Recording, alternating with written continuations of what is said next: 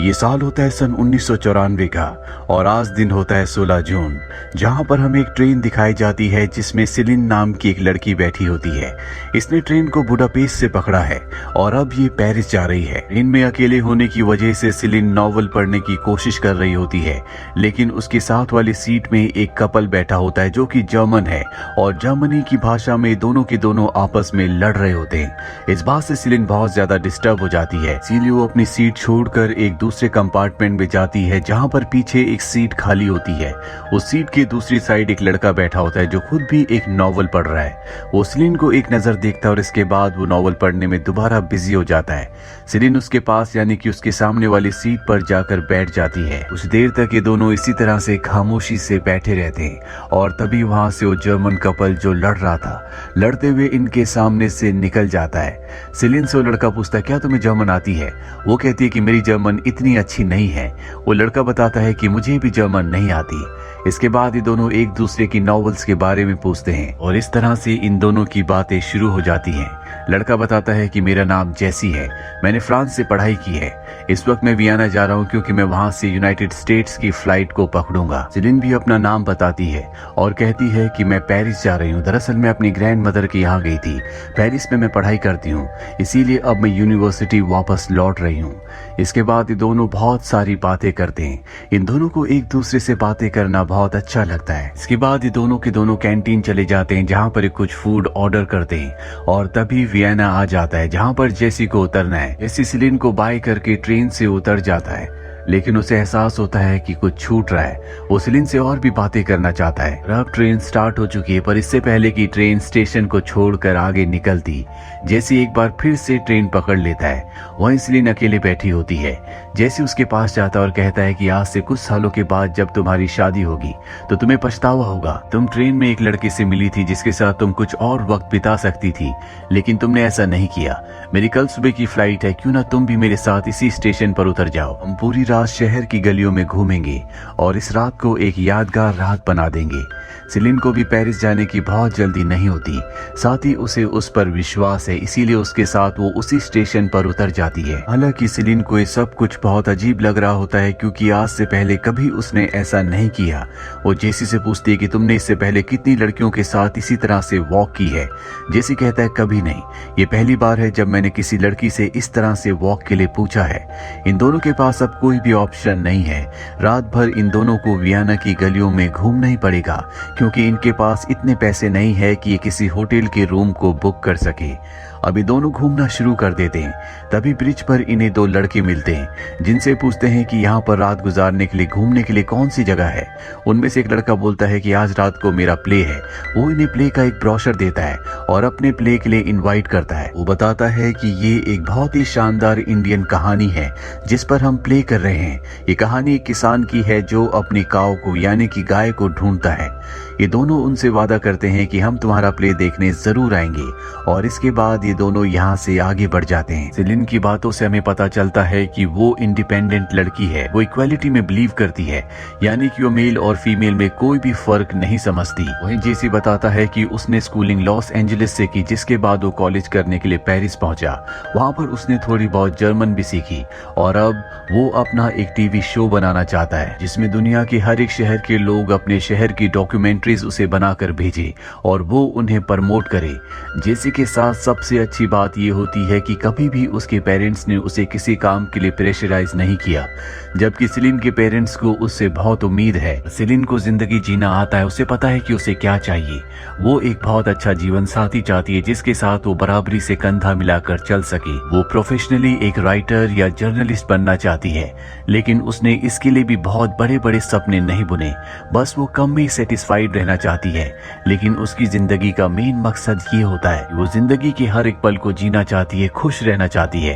अभी दोनों के दोनों वियना की गलियों में घूमते घूमते एक सिमेट्री तक पहुंच जाते हैं। सिलिन यहाँ पर पहले भी कई बार आ चुकी है जब वो बचपन में यहाँ पर रहा करती थी। ये खास सिमेट्री होती है, यहाँ पर उन्हीं लोगों को दफनाया जाता है जिनकी नदी में डूबने से मृत्यु हो जाती है या किसी एक्सीडेंट में। दरअसल आज से कई साल पहले जब सिलिन मात्र 13 साल की थी तो उसी की उम्र की एक लड़की की एक दुर्घटना में मृत्यु हो गई थी, जिसके बाद उसे यहाँ पर दफनाया गया गया था और उसी वक्त सिलिन पहली बार इस सिमिट्री में आई थी। सिमिट्री में आने के बाद वो उसी लड़की की कब्र के पास जाती है और अपनी बचपन की यादों में खोकर थोड़ा सा सैड हो जाती है। जेसी से कहती है कि इस लड़की की मृत्यु 13 साल में हुई थी, इसका नाम एलिजाबेथ था। आज कई साल बीत चुके हैं, मैं कितनी बड़ी हो गई, मेरे शरीर का आकार पूरी तरह से बदल गया, लेकिन जेसी आज भी उतनी की उतनी है। इसके बाद ये दोनों यहाँ से निकलकर एक पार्क के बेंच पर बैठ जाते हैं, जहाँ पर ये दोनों एक दूसरे से बहुत सारी बातें करते हैं, अपनी जिंदगी के अच्छे बुरे बहुत सारे पल एक दूसरे के साथ शेयर करते हैं। ऐसा करने से इन दोनों को बहुत अच्छा लगता है। हालांकि इन दोनों के लिए ये एक बहुत ही अलग अनुभव है, क्योंकि आज से पहले इन दोनों ने कभी इस तरह से अनजान इंसान के साथ इतनी लंबी वॉक नहीं की और ना ही अपनी जिंदगी की पर्सनल चीजों को शेयर किया। अब जब ये दोनों के दोनों बैठे होते हैं तभी एक लेडी इनके पास आती है जो कि एक पामिस्ट है। वो सिलिन को कहती है कि मैं तुम्हारा हाथ देखकर तुम्हारे भविष्य को, फ्यूचर को बता सकती हूँ। सिलिन कहती है कि मुझे अपने भविष्य को जानने में कोई भी इंटरेस्ट नहीं है, लेकिन अगर आप फिर भी मेरा हाथ देखकर मेरी जिंदगी के बारे में, मेरे बारे में बताना चाहती हैं तो आप मेरे नेचर के बारे में बताएं। जिसके बाद वो उसका हाथ देखती है और बताती है कि तुम एक इंडिपेंडेंट लड़की हो। साथ ही वो सिलिन को बहुत सारी ऐसी बातें बताती है जो उसके नेचर के बारे में पूरी तरह से सही होती है। ये जानकर सिलिन उससे इम्प्रेस होकर उसे कुछ पैसे देती है। अब धीरे धीरे पूरी तरह से अंधेरा हो जाता है। ये दोनों के दोनों कहीं और जा रहे थे, पर अब ये दोनों के दोनों एक साथ हैं। अनजान होने के बाद भी इन्हें ऐसा एहसास नहीं होता कि ये किसी अनजान के साथ है। इन दोनों को एक दूसरे का साथ बहुत अच्छा लग रहा होता है। इसके बाद सिलिन जेसी से कहती है क्यों ना हम चर्च चलें। दरअसल उसे ईश्वर पर बहुत भरोसा होता है, पर जेसी उसके बिल्कुल विपरीत है। वो ईश्वर पर बहुत ज्यादा भरोसा नहीं करता, पर सिलिन के कहने पर वो चर्च चला जाता है। चर्च जाकर सिलिन को बहुत अच्छा लगता है, उसके मन को, उसके दिल को बहुत सुकून मिलता है। ये दोनों के दोनों चर्च से निकल जाते हैं और अब सिलिन जेसी का हाथ पकड़कर नदी के किनारे घूमना शुरू कर देती है। तभी इन्हें नदी के किनारे एक पोएट मिलता है जो कि बहुत ही क्रिएटिव होता है। अगर उसे कोई भी वर्ड दिया जाए तो चंद ही सेकंड्स में वो उस वर्ड पर कोई भी पोयम बना सकता है।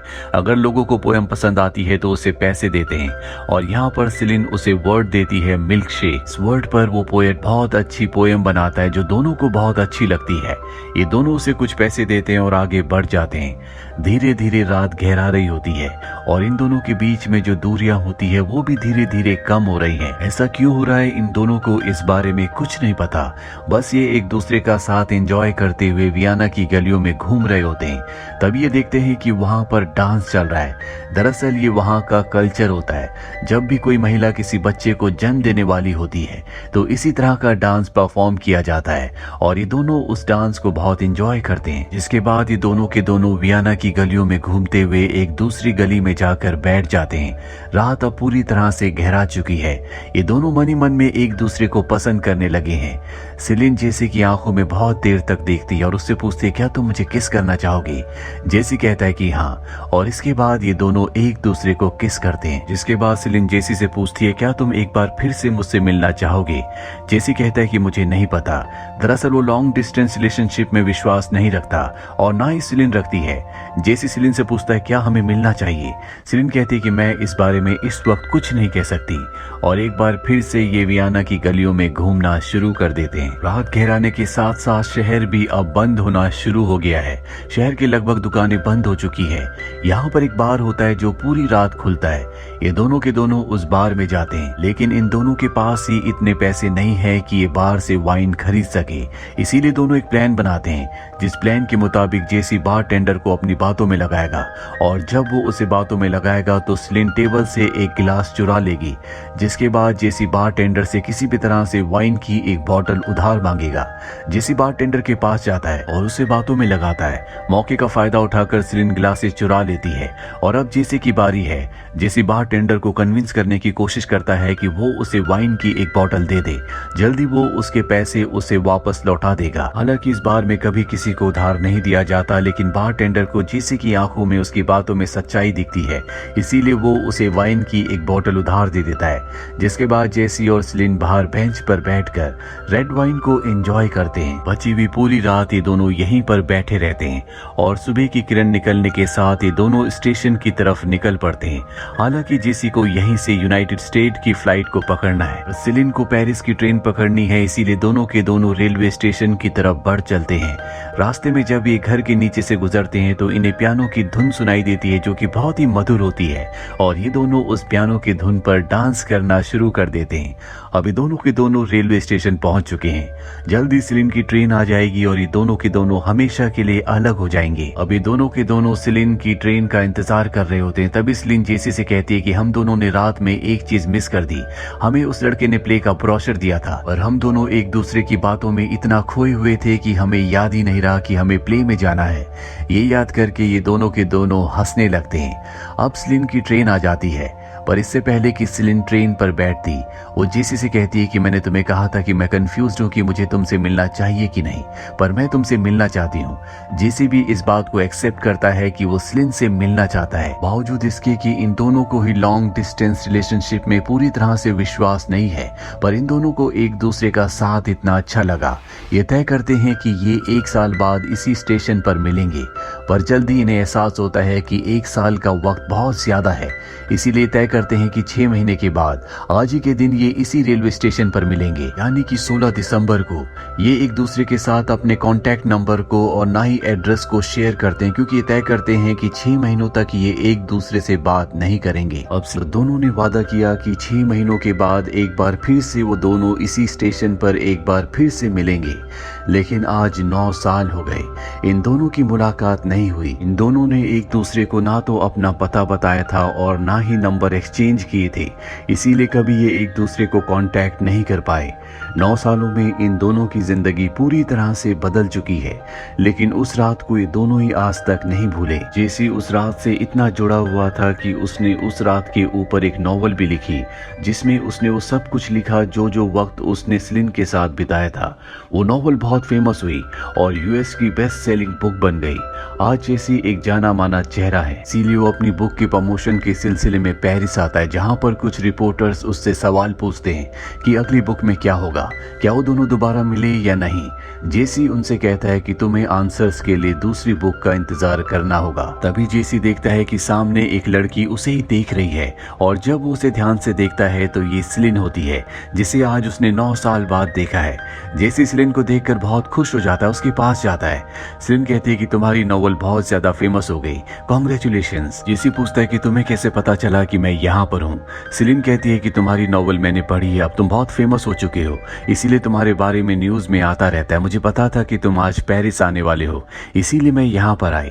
इन दोनों की आंखों में आज भी एक दूसरे के लिए प्यार है। हालांकि ये उस रात के बाद कभी नहीं मिले।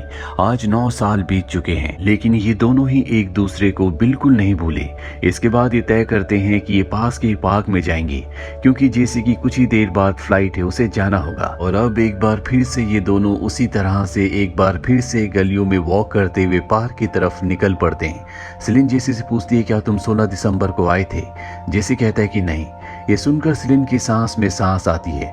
वो कहती है कि अच्छा हुआ तुम नहीं आए, उस दिन मैं भी नहीं आ पाई क्योंकि उसी दिन मेरी ग्रैंड मदर की डेथ हो गई थी। अगर उस दिन तुम आए होते और मेरा इंतजार किया होता तो मैं अपने आप को कभी माफ नहीं कर पाती।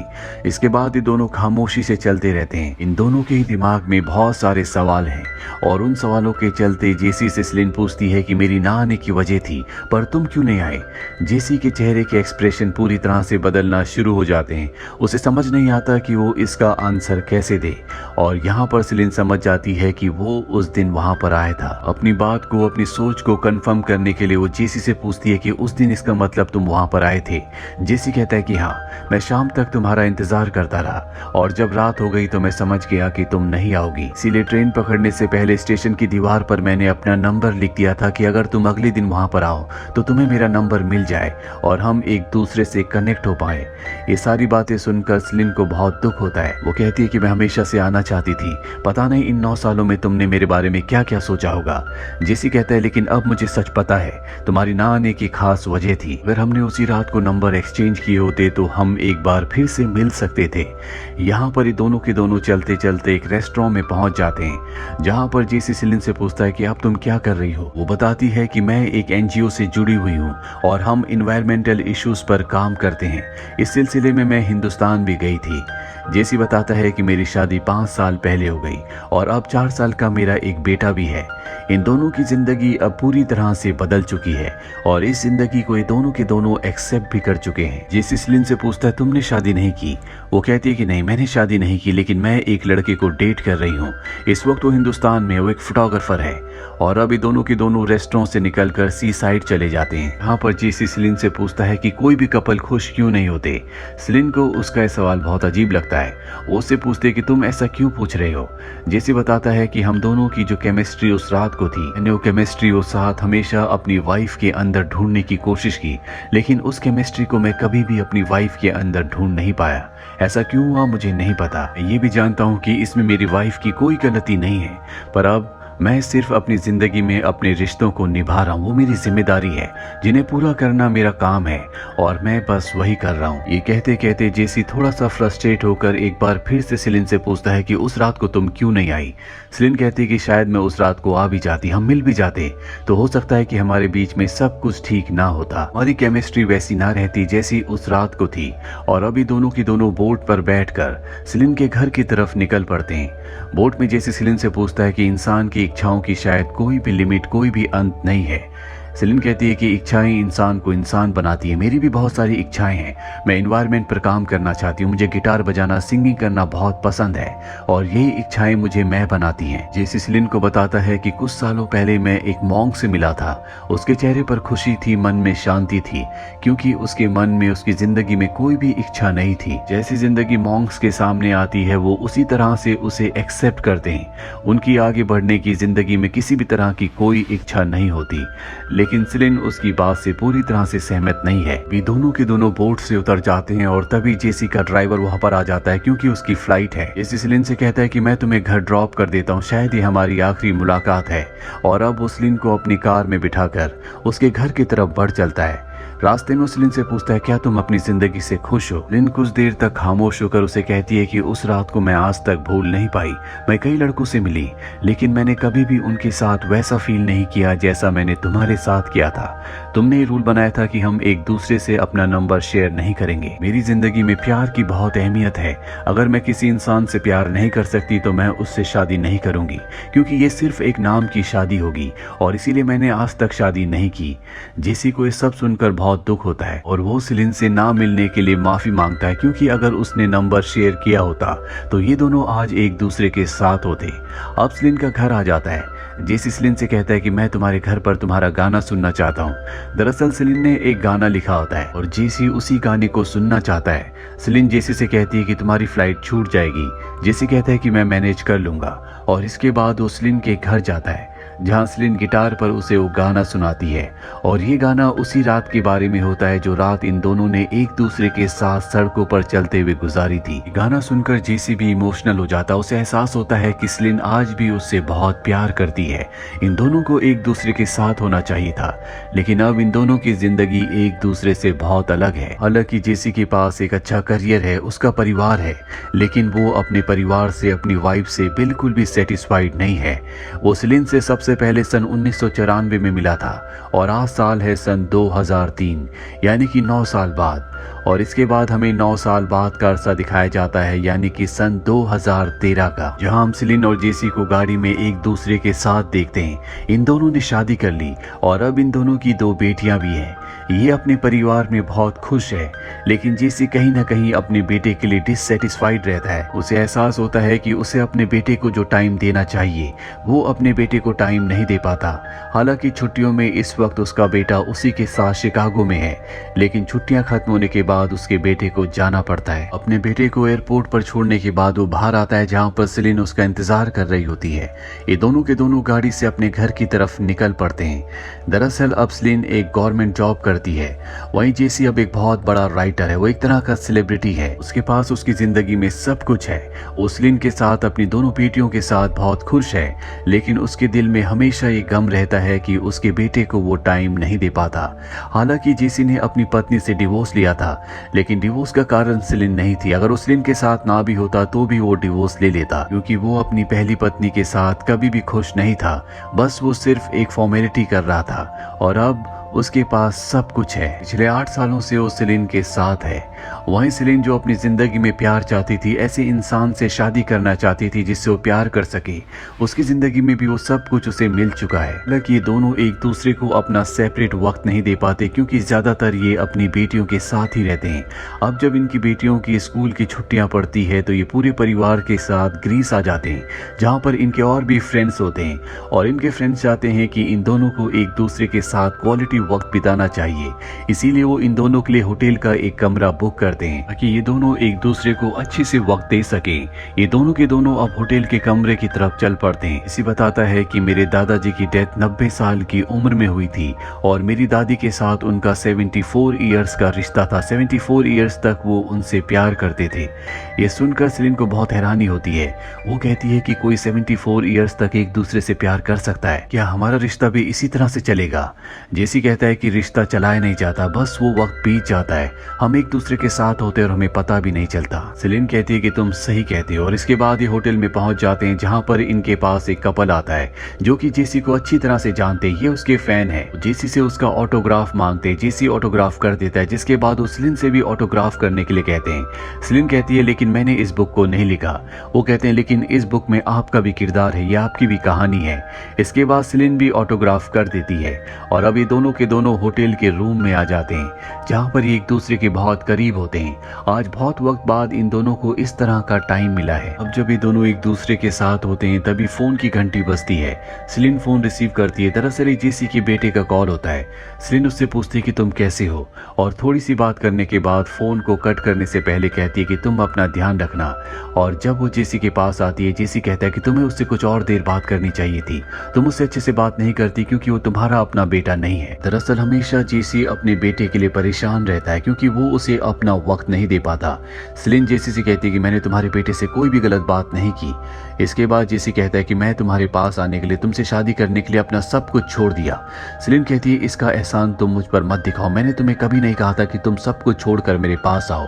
और गुस्से से वो होटल के कमरे से चली जाती है, पर कुछ ही देर बाद वो वापस आती है और जेसी से कहती है कि मैंने तुम्हारे साथ जिंदगी बिताने के लिए बहुत सारे सेक्रीफाइसेस किए हैं। जेसी कहता है कि हमें कुछ दिनों के लिए उस जगह जाना चाहिए जहां मेरा बेटा है, वहां मैं अपने परिवार को और अपने बेटे को भी टाइम दे सकता हूँ। सेलिन को इस बात पर और भी गुस्सा आ जाता है। वो कहती है कि हमेशा मैं ही सेक्रीफाइस करती हूँ, हमेशा मैं ही अपनी जिंदगी बदलती हूँ। जब हमारी बेटियां पैदा हुई थी तो उस वक्त तुम वहां पर नहीं थे, तुम अपनी नोवेल की पब्लिसिटी के लिए इधर उधर घूम रहे थे। मैंने अपनी बेटियों का ध्यान रखा, और वैसे भी तुम अपनी नोवेल्स में हमेशा मेरा जिक्र करते हो। आज के बाद तुम अपनी नोवेल में कभी मेरा नाम नहीं लिखोगे, तुम उस कैरेक्टर को उस नोवेल से हमेशा के लिए हटा दो। आज के बाद तुम मेरा नाम अपनी नोवेल में किसी भी कहानी पर नहीं लिखोगे।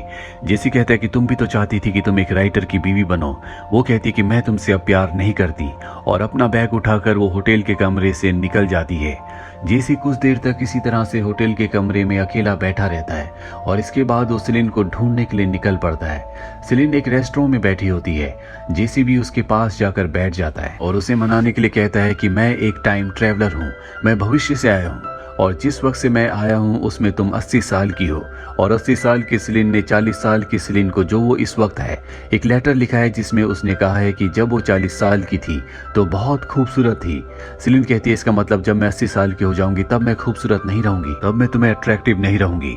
हालांकि जेसी उसे मनाने की कोशिश करता है, लेकिन जब वो नहीं मानती तो जेसी भी पूरी तरह से हार मान जाता है और कहता है कि सिर्फ तुमने सेक्रीफाइसेस नहीं की, मेरा भी एक बेटा है जो अपने पिता को ढूंढता है, जिसे अपने पिता के प्यार की जरूरत है, लेकिन मैं सब कुछ छोड़कर तुम्हारे पास हूँ। अगर तुम उस जगह नहीं जाना चाहती जिस जगह मेरा बेटा रहता है तो हम कोई ना कोई रास्ता निकाल लेंगे। और अगर अब भी तुम्हें लगता है कि हम दोनों एक दूसरे के लिए परफेक्ट नहीं है, हम दोनों के बीच में प्यार नहीं है, तो हम दोनों को इस रिश्ते को यहीं पर खत्म कर देना चाहिए। जरूरी नहीं कि सबका रिश्ता मेरे ग्रैंड मदर और ग्रैंडफादर की तरह 74 ईयर्स तक चले। और इसके बाद सेलिन कुछ देर तक खामोश रहकर रोना शुरू कर देती है। उसे एहसास होता है कि परिवार, प्यार, जिंदगी यही है।